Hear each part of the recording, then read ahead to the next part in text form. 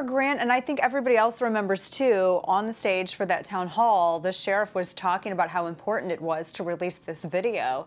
And then he turns around and is fighting the release of it. So the Miami Herald and a couple of other publications have gone after this sheriff. And by the way, you know, when we talk about media accountability and we talk about media irresponsibility, I think it's important to note when you have news outlets that do it right. And Miami Herald has been doing, and WSBN have been doing a fantastic job at covering this, and particularly the Miami Herald, which has stayed on this hugely important issue.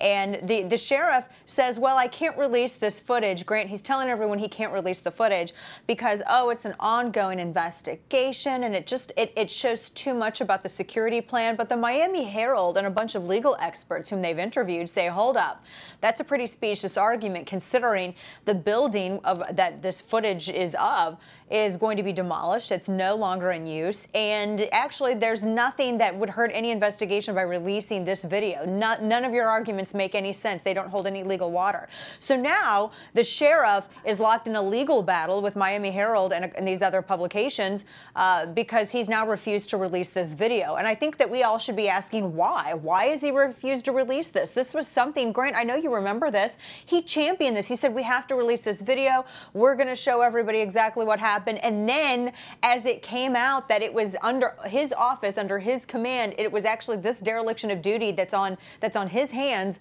Now he doesn't want to release it, and he's fighting it. The truth is going to come out, just like the Coral Springs police chief said. The truth will come out, Grant. Dana, do you think one of the reasons he doesn't want to release it is because there's probably outside video of his deputies either taking cover behind that cruiser or simply not doing anything while unfolding inside is this maniac just having his way inside this school?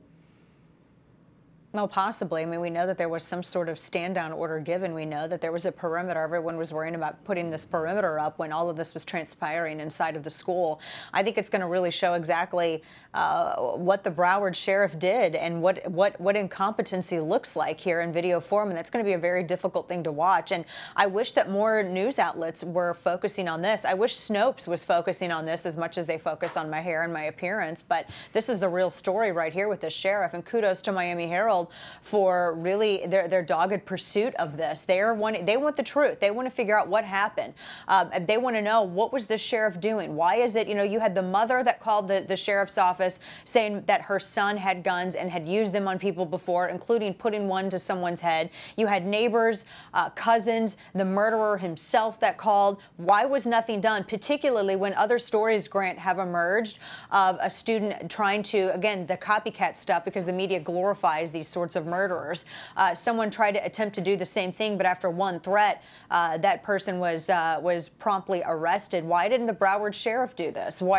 There's a huge dereliction of duty, and we need to see this video.